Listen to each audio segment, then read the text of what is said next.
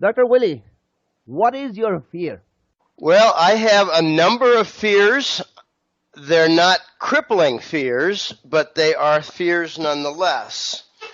On a very personal level, I fear the U.S. government and their murder squads. I fear being gunned down or run over by a black SUV car. I fear being poisoned by my government, like Catherine Austin Fitts, and a recent event with an FBI official who was trying to go public with information. But apart from the personal level, Avi, I fear that when the dollar has greater difficulties, it's going to be replaced as it's fracturing, as it's going through a death process. And I'm quite afraid of a disrupted supply chain. And it's for the movement in the supply chain toward replenishing inventory. It's okay at the domestic level. Pardon me. I have a head cold, so I hope I don't make too many weird sounds. I have a tickle in my throat, too, from the head cold. You can hear my voice. Okay, every different country has a challenge coming up soon to continue with their food, their agriculture supply chain. I'll give the example of Costa Rica, and I'll give the example of the United States. The United States imports about half of the food that is consumed. The farmland has been gradually converted in the last 30 years. It used to be that the United States, like 30, 40 years ago, supplied a good 75% of its own food. But now, in the last 10 years, it's gone to 50%, with a lot of food coming from Mexico, Chile, Latin America. I noticed just 10 or 15 years ago a lot of tomatoes coming from Chile. Okay, that's fine. But here's the challenge. When the supply chain becomes disrupted from the dollar being used less and less and not being seen as reliable, and also basically breaking where the systems just don't work to use it as well. Domestic economies are going to have a challenge to provide their own food systems. And this is really at the heart of what keeps a stable society. If they can't get their food properly, they're going to go to the streets and start, rioting and throwing rocks at police and breaking building windows, What's that? Venezuela. What is happening right now? Yeah, Venezuela. They're having trouble not just with food. I was going to say that the United States, if we get supply troubles, it's going to be from a currency crisis. And the best example for an active currency crisis of a horrendous type, just absolutely horrible, is Venezuela. So I fear a disruption because Venezuela is not just having a food problem. They have a limit of something like the equivalent of $20 or $30 or $40 in ATM machine withdrawals of cash, money. They have a shortage of rice and beans because they're exporting them.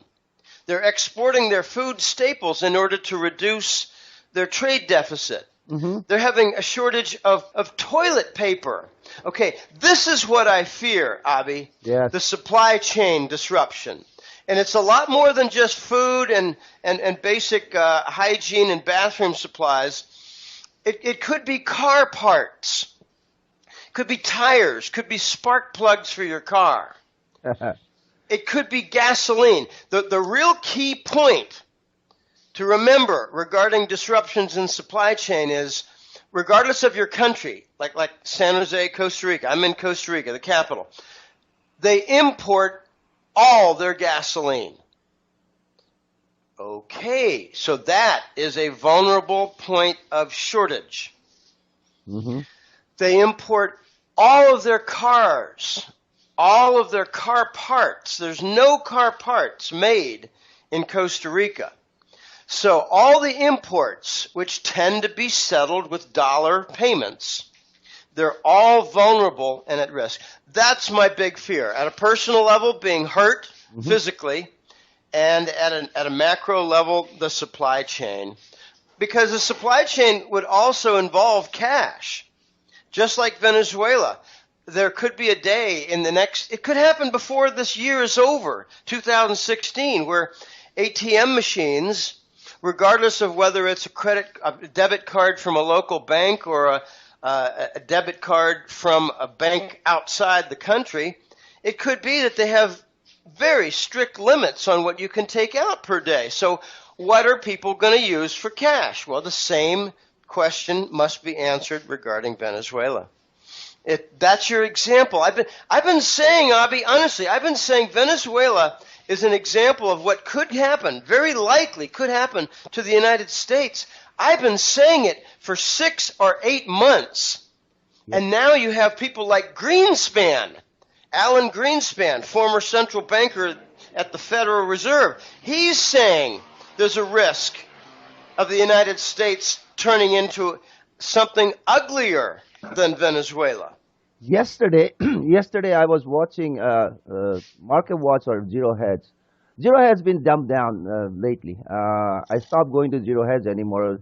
I have a feeling that they have been dumbed down by some unknown forces. But I saw a story over there, Jamie Dimon in a T-shirt, and the headline reads, they are going business casual. Let me tell you, this guy is scared. I tend to agree with you, because if he wants to slip out at 3 p.m., all he needs to do is put a baseball cap on, have his regular clothing, like the public, the dress-down attire, and you won't be able to notice him very easily. You're exactly right. It's the suits, it's the limousines, and it's more than that. J.P. Morgan is in really deep trouble. And I think Jamie Dimon is fearful of being arrested or killed. It's very possible. I'm not saying that I want this, and I'm not saying that it's going to happen. But I'm saying that there's a possibility in the very near future that some of the elite bankers, some of the elite evil corporation executives might suffer deadly accidents that are actual murder events, just to give a message to the rest of the elites. It's not just bankers. It's like the head of Microsoft, the head of pharmaceutical companies, the head of Halliburton, the head of Barrick Gold, the mining company, the head of Monsanto, the head of certain agencies, say like the U.S.-based Center of Disease Control that's involved in lacing vaccines with the actual virus. We might see some of these executives killed in order to get the rest of the executives to start to cooperate more. We're in extremely deadly times. I've had only one person, no, actually two stories of people who used to work at J.P. Morgan, and the story was the same. One was a friend of mine from my Pennsylvania days. He was a low-level bank manager, a very nice fellow. He was a Latino, a bilingual, and he said, "Jim, you wouldn't believe how bad they treat people at J.P. Morgan. I worked for 2 years at their London office, and I just quit and came back to New York." Okay, that was one story. Another story was a client who had I think it was a wife or husband, I can't remember, it was 2 or 3 years ago. And it was basically the same story. They treat their executives really well, and they treat their lower level people like cattle, like meat. So they're a vile company with their finances and their activities, but they're also quite evil and unkind and nasty with their own employees. Yes, these are Satanists. These are all Satanists. Jim, let me ask you this. Sudden market spike on gold and silver on Friday after the job reports came in with 38,000. Uh, what's going on? Is J.P. Morgan losing the silver? I mean, I have a feeling that the silver they accumulated just to dump down the small little coin prices, because the coin price and the premium, that's when they are not shooting skyrocket up, and the things can keep on going. But when the price of retail, those 1 ounce coin or bars, shoots up, that's when they lose their game. So what's going on with the gold and silver market since yesterday? Well, let me just start with a little background of something that I suspect is happening. I suspect that for the last 2 or 3 months, J.P. Morgan has been hired by China to buy silver for China, to build up the Chinese stockpile for silver. So J.P. Morgan is in a perfect position to get access to, say, some of the official COMEX silver, and they also have access to some of the funds, like the SLV fund that has silver bars. The access for the exchange-traded funds is only with the bankers. Individuals who qualify, like with 10,000 shares of SLV, they're supposed to, by the prospectus, have access to silver bars. You know, I've got shares, I want to redeem my shares for the bars, but they call on the fine language within the prospectus to say, no, you can't have the silver bars because we're in extraordinary circumstances for the market. So they rely on market pressures and extraordinary circumstances to deny the individual. All right, I think J.P. Morgan is also doing some other strange things. You see a lot of their inventory data in the news, and I think what they're doing is they're mixing their gold, and they're mixing their copper, and they're mixing their silver, and they're mixing maybe some other metals in just their accounting to hide the fact that there's such a shortage. But the big story could be that since China bought the J.P. Morgan headquarters back in late 2014, I believe J.P. Morgan is on hire by the Chinese. All right, enough of J.P. Morgan. On the gold and silver market, I made a call back in early April that after the 19th of April on the Shanghai Gold Fix would go live, and the Shanghai RMB priced gold contract went live. I made a call that we would see a move toward 1,300 for gold and a move toward 18 on silver. We didn't quite get it with gold because that's easier to suppress by COMEX and Wall Street and London banks.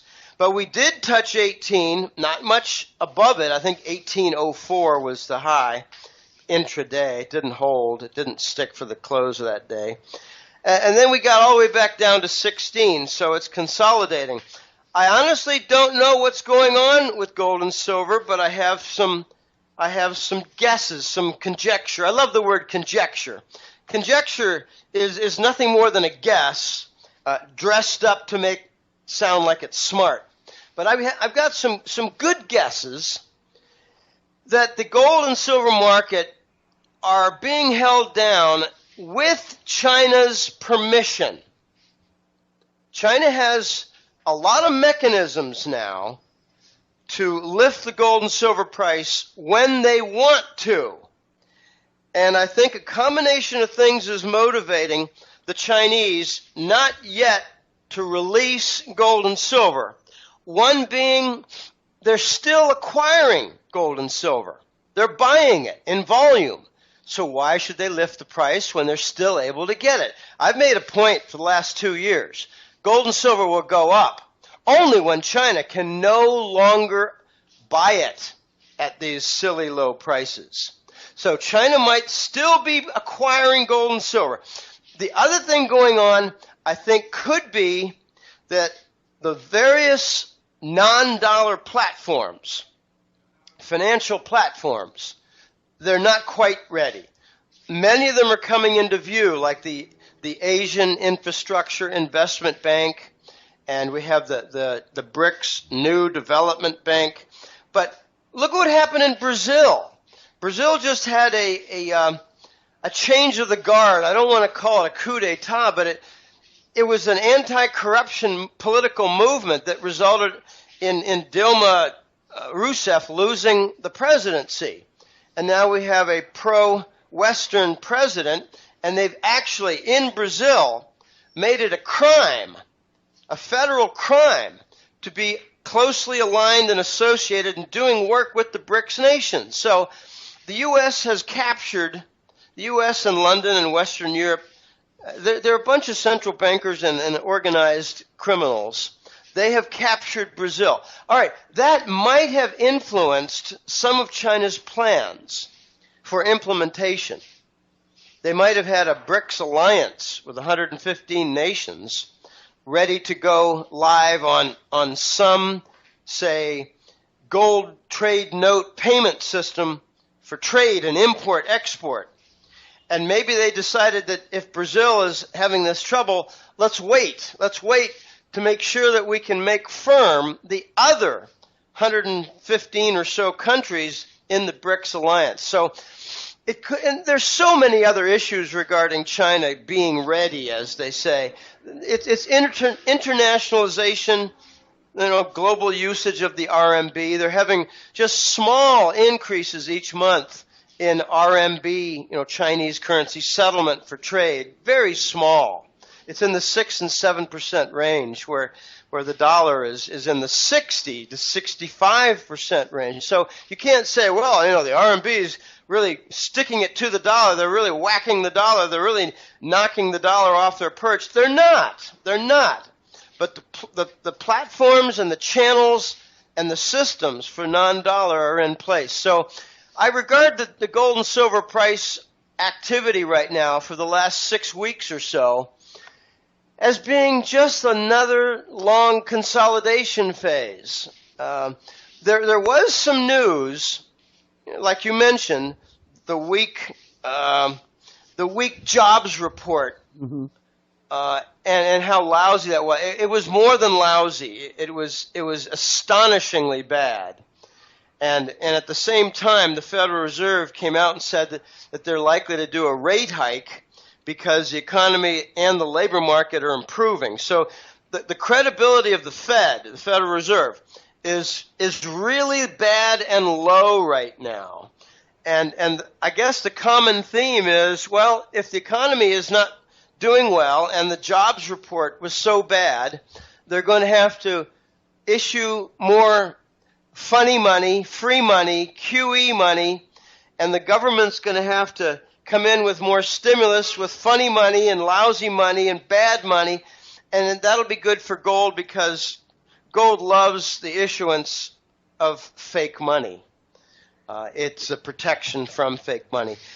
This is not the first bad labor report that we've had in recent months. They're all bad. This one just happened to be unbelievably bad. They've been doctoring, with gimmicks in accounting to make the jobs report not so bad. This time they just couldn't, or they didn't. But I think we're in a consolidation phase.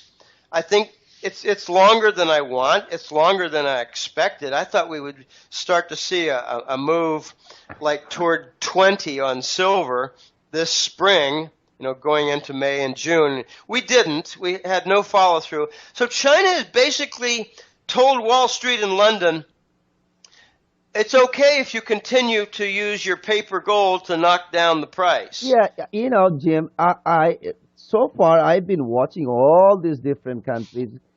These are all Satanists, man. Everybody's working from the same playbook. I don't trust China. I don't trust India. I don't trust Brazil. I don't trust European Union. I don't trust anybody. These people are all working together, throwing the ball this way, that way to just completely destruct the humanity. That's it all about. Now, the market in China is manipulated with a sword in their hand. They're gonna chop off the trader's head if they don't keep it up. That's how bad in China. You know, Well, I hear you, and I don't say no way, no way. I don't say that. But what I point to in issues like this and debates like this is that India, China, and Russia, and even Iran, they believe in gold as money. yes, And they believe in pursuing that as the system for banking, the system for trade, and the system for currency. So I trust them to get to the goal. How they get there is very messy. How they get there involves their own local motives, their own local methods, their own local corruption, if you will. China has a lot of problems. Whatever problem China has, the United States has 10 times worse. India has problems, but they've also got 20,000 tons of gold in household savings accounts. The United States does not have that. Russia has a lot of problems, but they've got 30,000 tons in vaults under the Kremlin, and they're at any point they could launch a gold-backed ruble. And if you had invested in the ruble a year ago, you'd be doing very well right now with it. If you had invested in the Russian stock market a year ago, you'd be doing very well with that, better than the U.S. stock market. So there are a lot of compromises, disturbing interrelationships like with the Chinese and the United States leaders.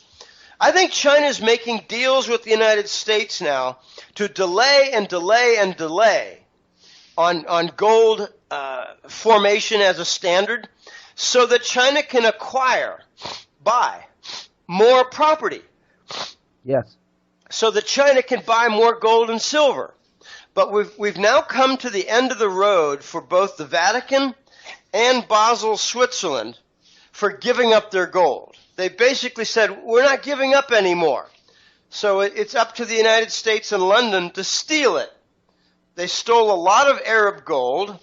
All the stories about the Swiss banks of UBS and Credit Suisse. Since when does the United States government have jurisdiction over Swiss banks? Since when do they take control of the two largest Swiss banks? So this was more collusion, more corruption. It was to steal the Arab gold in the Swiss bullion banks. So a lot of theft is going on. And, again, China, Iran, India, and Russia. I regard them as the four legs on the Eurasian trade zone table. And they're all based on infrastructure projects, which is capital expenditures, and it's based on a gold standard. They want to use gold in trade. They want to use gold in banking. They want to use gold in currency. I trust that, therefore. I don't trust the individual actions, like inside China, executing someone for fraud or just, taking over certain accounts. I don't have all the details. It's always messy when you get down to the ground level of governments executing their power over the citizens. It's always messy. It seems to be always unjust. But what I like is the dedication toward gold. And people who tell me, oh gosh, the West is just making deals with China and it's all the same. I don't agree. I don't agree for a simple reason, that Iran, India, China, and Russia, with their dedication toward gold, are unseating the entire Western banking cabal structure of power, because it is based on fake money. You made the point that it's all fake money. So when they have in the East this dedication toward gold, they're undermining the power structure of the Western central banker cabal. You can't have it both ways, Abi. yeah, yeah, yeah. That's the fake money is. That's when they started. Look, the most satanic country in the world is Switzerland. That's Well, where it started. England too, England and Switzerland. Yes. Well, yeah, but the point that I make is that Iran is not using the dollar, say, with trade, even with your India. Hmm. They had the gold for oil, Gold for oil, yes. and that was in 2013, 14, and 15. Okay, that undermines the power structure from Brussels, London, the Vatican, and Switzerland. It's an attack against the Western Satanist bankers. So I trust the overall motives of the Eastern nations as they pursue the gold standard. I like to point out it's always in trade, banking, and currencies. The dollar is under attack and is under the threat of being removed in trade, banking, and in currencies. Look what happened even with the IMF. China is a dominant player now in the International Monetary Fund. Yes. They won through a big battle, inclusion of the Chinese RMB in the special drawing rights basket. So it's not just the dollar, the euro, the pound, and the yen anymore. It's the RMB also. What does that mean? It means banking systems across the world will be selling dollars and buying RMB. They'll be getting rid of treasury bonds and buying Chinese government bonds. China just announced a $3 billion sovereign debt issuance for bonds in London. China just had a big sale in London, and I think it's going to affect the British exit, the Brexit vote. So there's a lot of activity going on, and it's all from the east toward gold. Hello. Good morning. Oh, you're there. Good. Did you read my little messages there? I'm here. Keep trying. I turned off my VPN.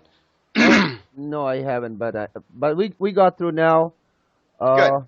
Yes. How you doing? I am doing great. Look, I have gone through a changes in my life. A lot of change over the last 2 years. Yeah. I think a lot of people have. Abby, I mean, I've had a number of changes just the last 6 or 8 months. Everybody I know has some significant changes. I think we're in the quickening, and it's affecting people's lives at the ground level. Yes, I try talking to when I have the changes in my life, I try to bring changes in people's life, including my own family. And it's like a going there and trying to drag a horse to the pole, and if the horse doesn't want to drink, what can you do? I mean, this is a very frustrating situation. You can piss on the horse's head. That is it. I mean, that's what I like to do. I mean, this is really nasty. I had a forecast in December, and I shared it with a number of friends. I said, 2016 is going to be a year where a lot of weird news comes out, like for 9/11, for the downed Ukrainian airliners, for Satanists, for the Vatican, for the Queen, for central bankers, for bank fraud. But it's also going to be a big breakdown in people's lives. It's going to hit the ground level. Yes. And it's hit my own. It's hit my own. I mean, you can't blame the financial situation on a tree, a big tree falling on one of my properties. Yeah. It's like a symbol. There's so much going on, and hardly any of it is good. But we do have something, and if you wish to talk about it a little bit, I like your fear theme. That's fine. I have plenty of things to talk about regarding fear. Yes. But if you'd like to talk a little bit about the solutions that might be coming that we cannot verify, like gold-backed currencies, like the global collateral accounts. I'm not going to mention Neil Keenan by name, but I will mention the global collateral accounts because I have two contacts. Well, actually, one of whom is sitting at the Global Collateral Accounts global meetings. I mean, he's there, and over on the other side are 3 guys from Germany. Over there are 4 from China. Over there are a couple from Switzerland. Over there in the corner is 1 guy from Mexico. Mexico's planning a silverback peso. I'm going to start in SMEs for about like 2 minutes, and then you take it over from there, okay? Okay, could you introduce me as yes. editor of the Hat-Trick Letter found on goldenjackass.com? Absolutely. I'm gonna also you sent me a bunch of questions, and I think most of them had to do with fear. We'll start off here, we'll go from there. More naam Obi Bautagor America asu aji iman dinor pora bahut kame korilu jibontut bahut rastat golu bahut tupi pinilu moi mur photo ulaise bahirot dangor horofere কিন্তু এবিলাক মোৰ চাবলৈ ইচ্ছা নাই মই মোৰ মাৰ লগত কথা পাতো মোৰ কথা শুনিব নিবিচাৰে মই ইমেইল পঠাও নবথা কৰিলে ইমেইলৰ ৰিপ্লাই নাহে আমাৰ এজন মানুহলে ইমেইল পঠিয়াইছিলো তেওঁৰ নাম হল হিৰেন শৰ্মা তেওঁ মোৰ news front page on a Sunday with a picture মোক পোস্ট কৰিছে তাৰ পিছত যেতিয়া মই ইমেইল পঠাও মোৰ ৰেসপন্ড নকৰে now মই আজি ডক্টৰ জিম উইলি লগত কথা পাতিবলৈ ওলাইছো মানুহৰ ভয় কিয় লাগে ভয় there are 2 kind of fear one is natural and one is unnatural natural fear to সদায় থাকিবই মানুহৰ এটা বাঘ আহিলে এটা সাপ আহিলে এটা গৰম ষ্টভ এটা হাৰিকেন আহিছে বা ইলেক্ট্ৰিক্যাল আউটলেট এইবিলাক বস্তু চুলে মানুহৰ কষ্ট হয় তাৰ কাৰণে ভয় লাগে আৰু এটা হল unnatural fear এই unnatural fear to এনেকুৱা এটা বস্তু যেটো এটা বস্তু ভৱিষ্যতে হ'ব it will happen in the future but you have no control over it কিন্তু মানুহে সেই ভয়তে সেইটো ভয়তে মানুহে কপি থাকে এই মুখ জেলত নিব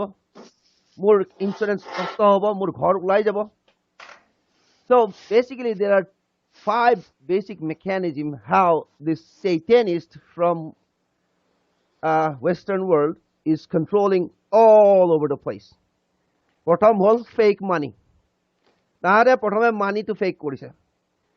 For thousands and thousands of years, gold and silver is the God's money, but they changed it to paper. Tar bisot banaise fake government. Uliaise রাইজে বাসি দিব রাইজৰ পৰা আমি আহিম তাৰ পিছত লাইছে fake law is a lie law if you flip it's a wall you cannot cross the wall is protecting them not protecting you and fake science যি বিজ্ঞান পঢ়িছা সকলো মিছা তোমাৰ চকুৰ আগতে চন্দ্ৰ সূৰ্য ঘূৰিব লাগিছে কিন্তু তুমি চকু মিলি চাব খোজা নাই and fake religion তোমাৰ ধৰ্ম সব মিছা তুমি ভগৱানৰ লগত সম্পৰ্ক লব পৰা নাই the fear actually ruling all of us so without any further ado I'm going to hand over the mic to Dr. Willie and let's start asking Willie one question Dr. Willie what is your fear well I have a number of fears they're not crippling fears, but they are fears nonetheless. On a very personal level, I fear the U.S. government and their murder squads. I fear being gunned down or run over by as they pursue the gold standard. I like to point out it's always in trade, banking, and currencies. The dollar is under attack and is under the threat of being removed in trade, banking, and in currencies. Look what happened even with the IMF. China is a dominant player now in the International Monetary Fund. Yes. They won through a big battle, inclusion of the Chinese RMB in the special drawing rights basket, So it's not just the dollar, the euro, the pound, and the yen anymore. It's the RMB also. What does that mean? It means banking systems across the world will be selling dollars and buying RMB. They'll be getting rid of treasury bonds and buying Chinese government bonds. China just announced a $3 billion sovereign debt issuance for bonds in London. China just had a big sale in London, and I think it's going to affect the British exit, the Brexit vote. So there's a lot of activity going on, and it's all from the east toward gold.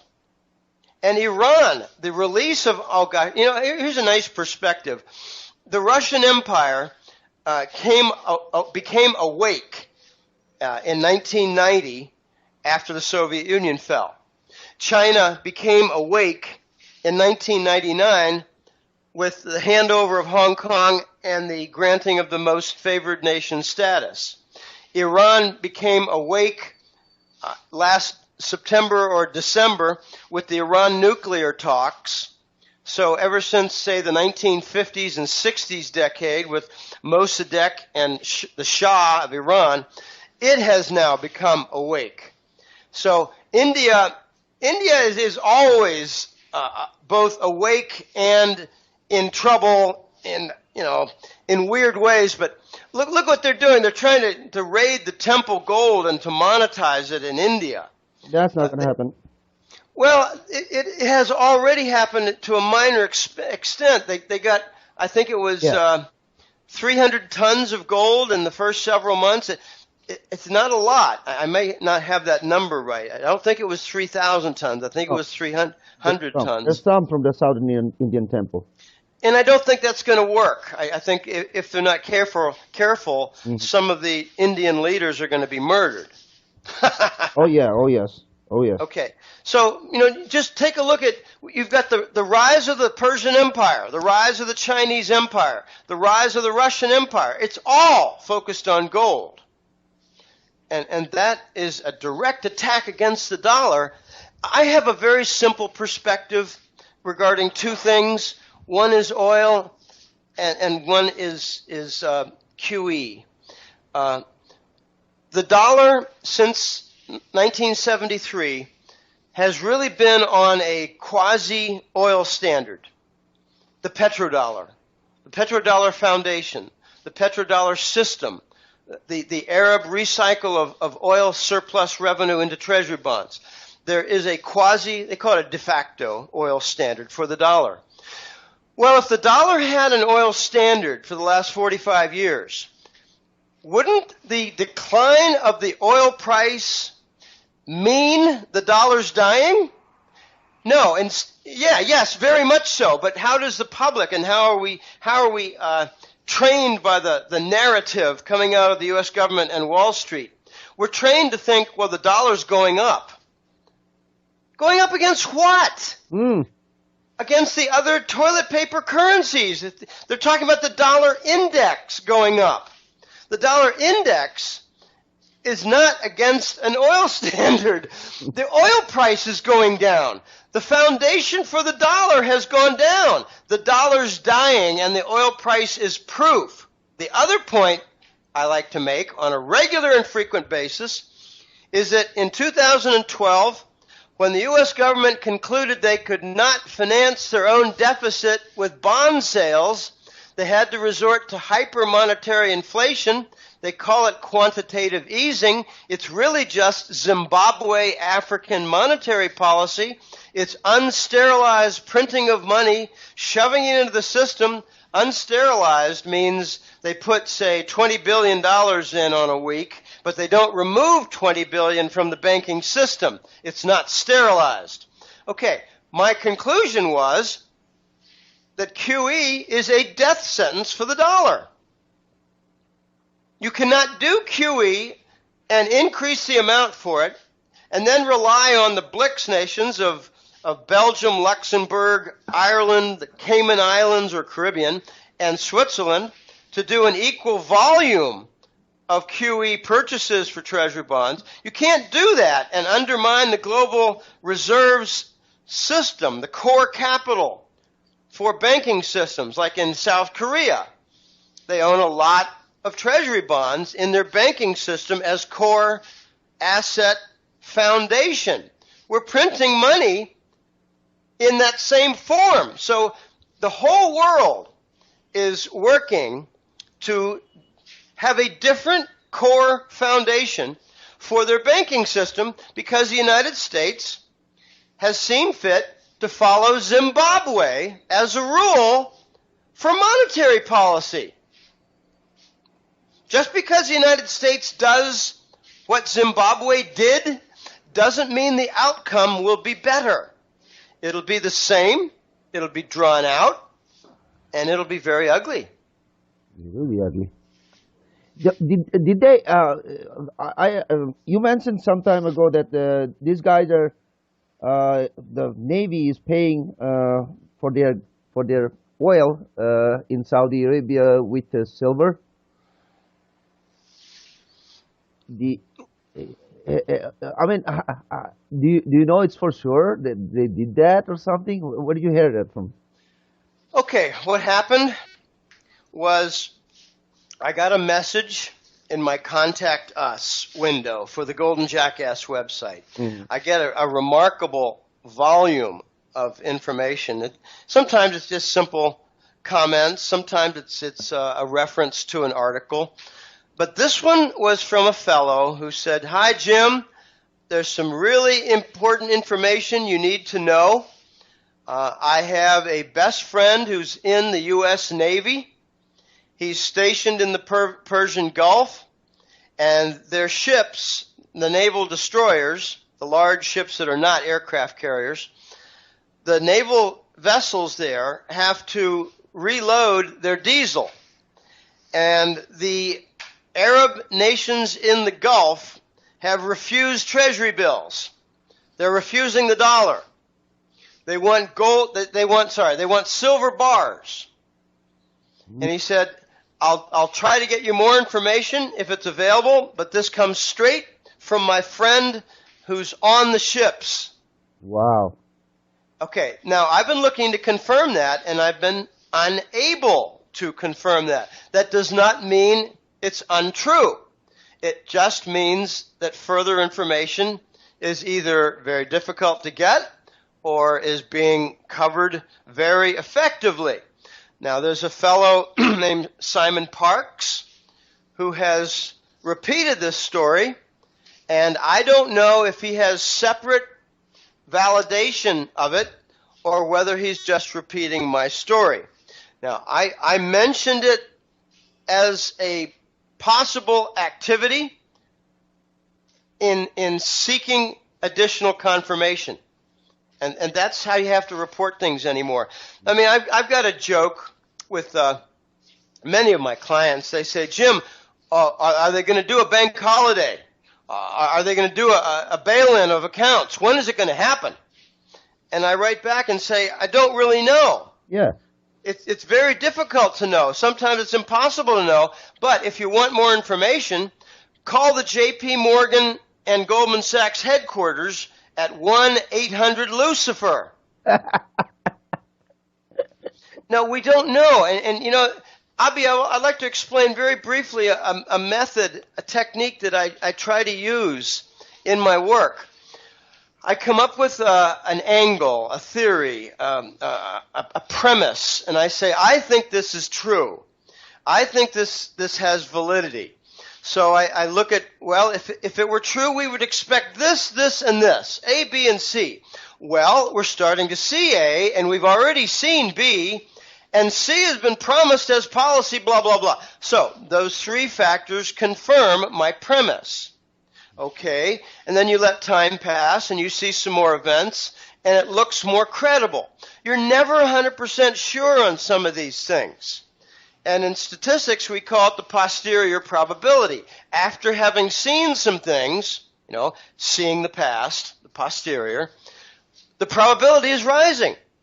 We don't know for sure, but it's looking more and more likely that that's the case. For instance, let me just give a crude example. Back 5 years ago, I said the dollar doesn't have many more years left. The dollar is going to have a sunset, a demise, a death, a replacement. And a lot of people told me, oh, Jim, that's nonsense. This is back in 2010 and 11. And I said, okay, well, let's just look to see the sequence of events that happen in the next few years. And then we start to see things like the Chinese coming up with the Asian Investment Infrastructure Bank. We see the Chinese with the BRICS and the New Development Bank. We see the Silk Belt and Road as a Chinese President Xi project. Yes, there is one. There is one. We just got that news the day before yesterday. There's a 1,400-kilometer long highway is being built from Thailand, Bangkok to my hometown, Guwahati, to that Patkai Mountain. It's amazing the business investment going on. And now some of the bigger elements are the Chinese have the Chinese interbank payment system. And they've won the cooperation with SWIFT, the SWIFT code for bank transactions. Now, this is something that I've recently come to learn. SWIFT, the system, it's the Society for Worldwide International Financial Transactions. That's what SWIFT stands for. The SWIFT code system is not just for transfers. It's for messages. It's for information.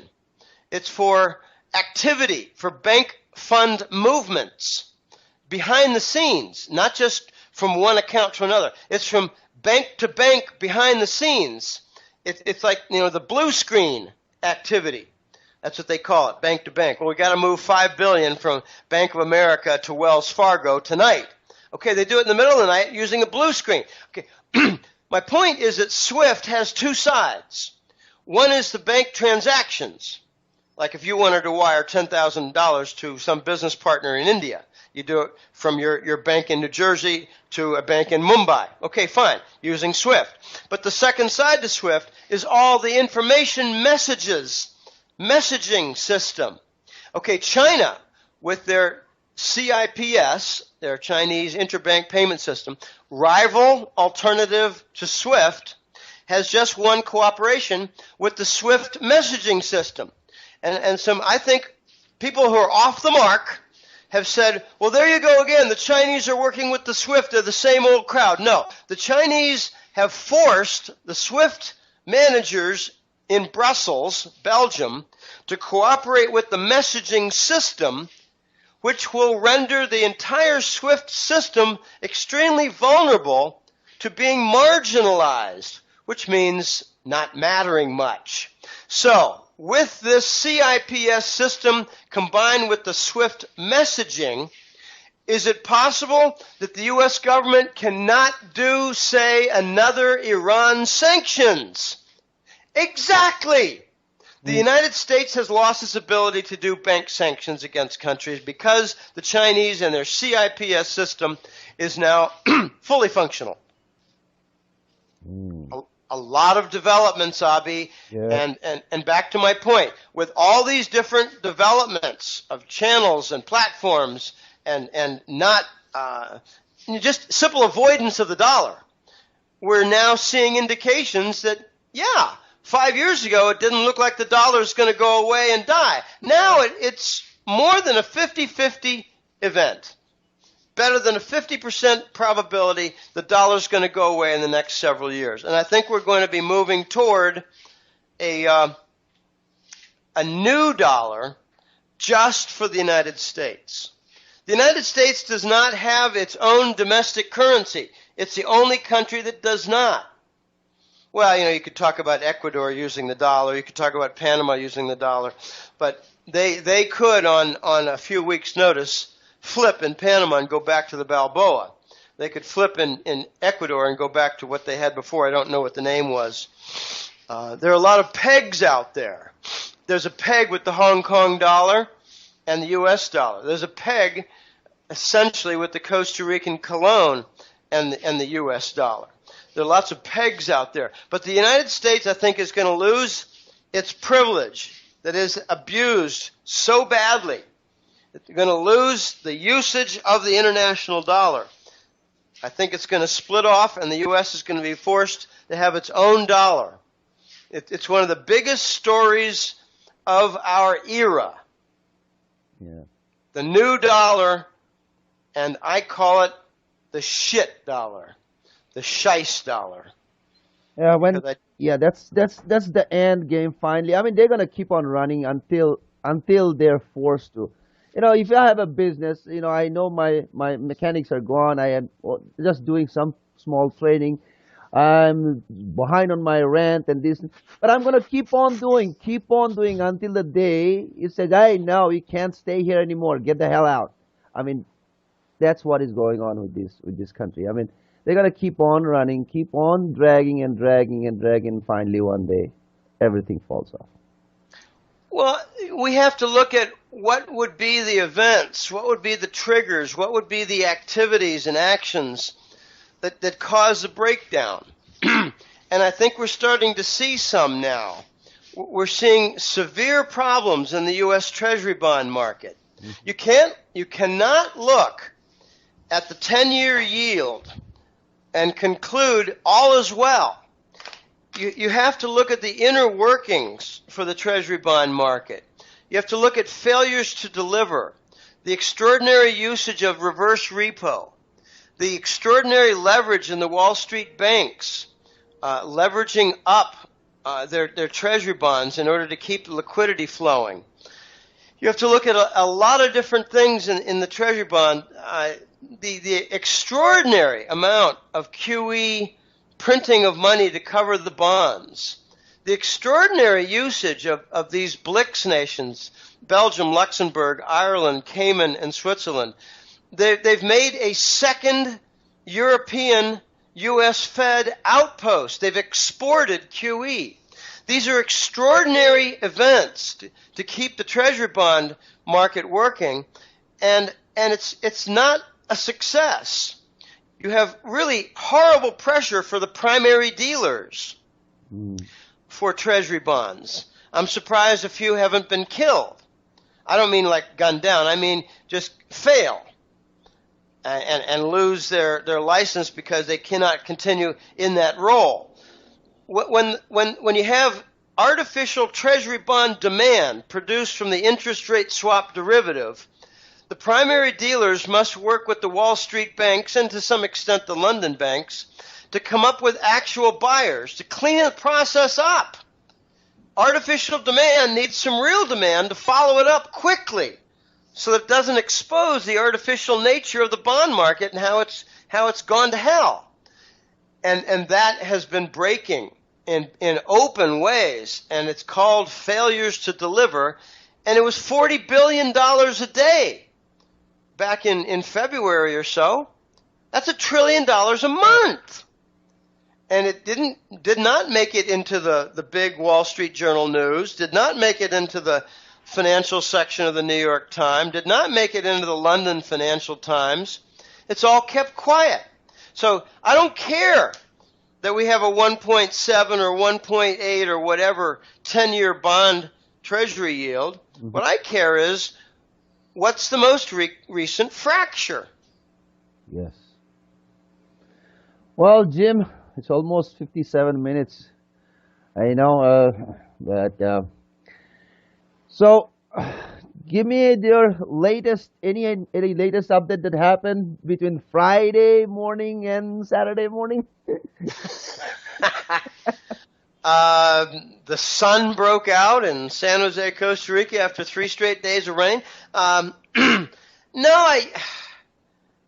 Well, it was yesterday. This was big news. I mentioned it before. The Chinese have their first really big $3 billion Chinese government bond issuance in London.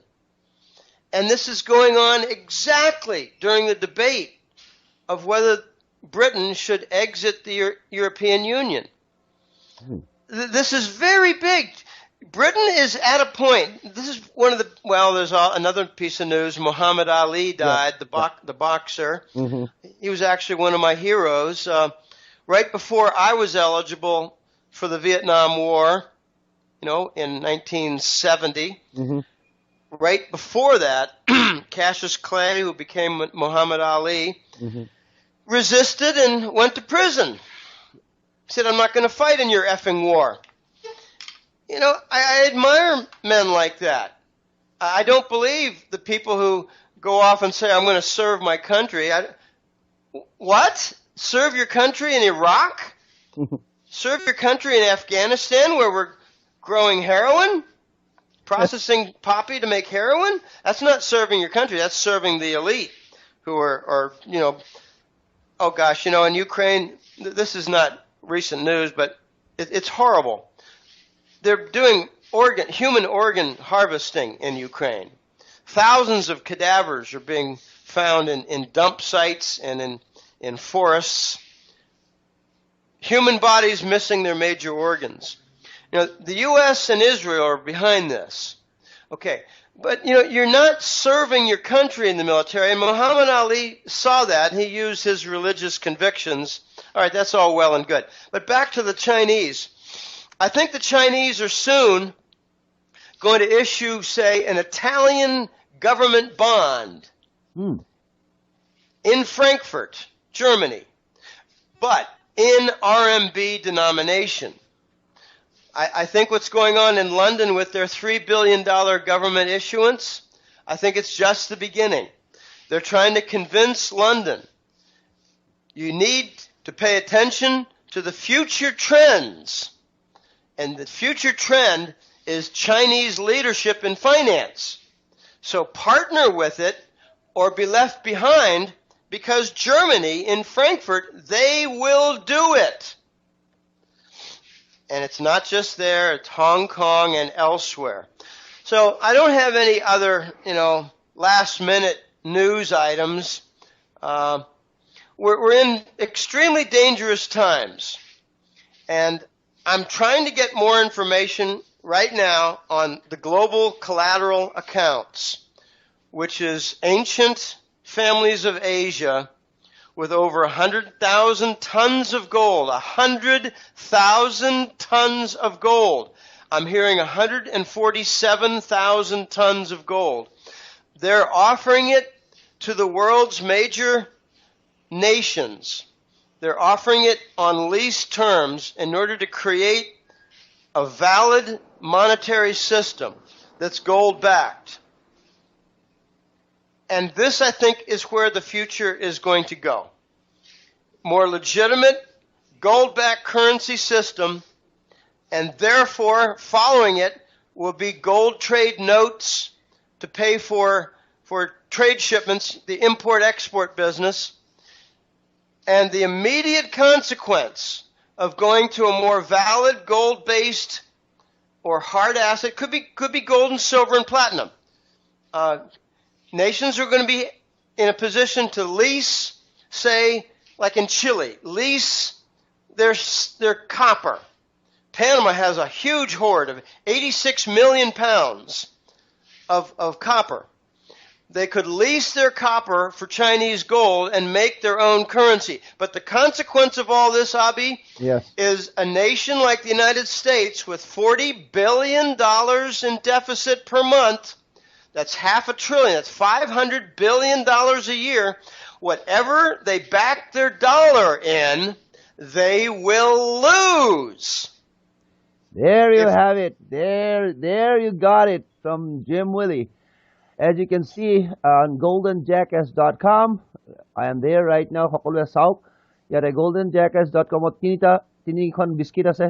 You can see the one it says enter public area, member area and subscribe.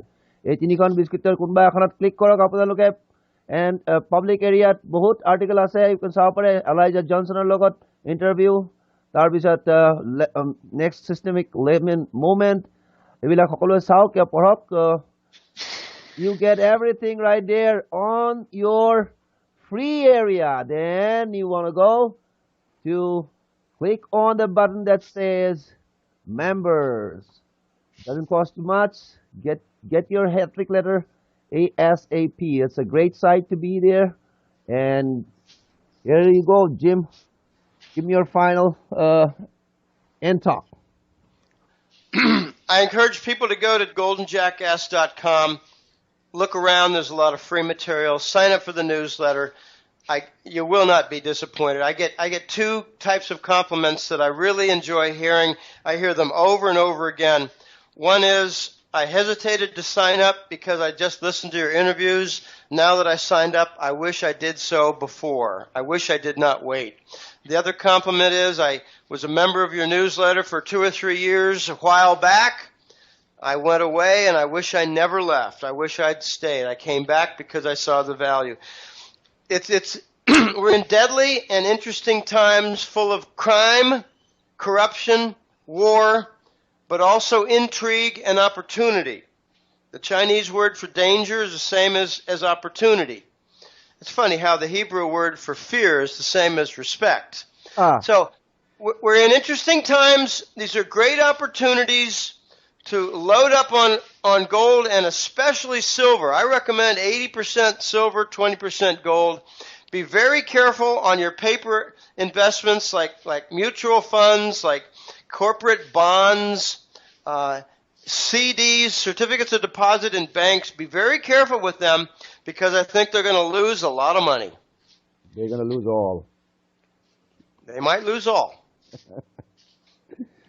All right, Jim. Thanks for taking my call, and I'll get these things out a few hours, and thank you for talking. Okay, my pleasure. Provide me a link. I'll post it on my website. All right, buddy. Bye. Very good. Mm-hmm.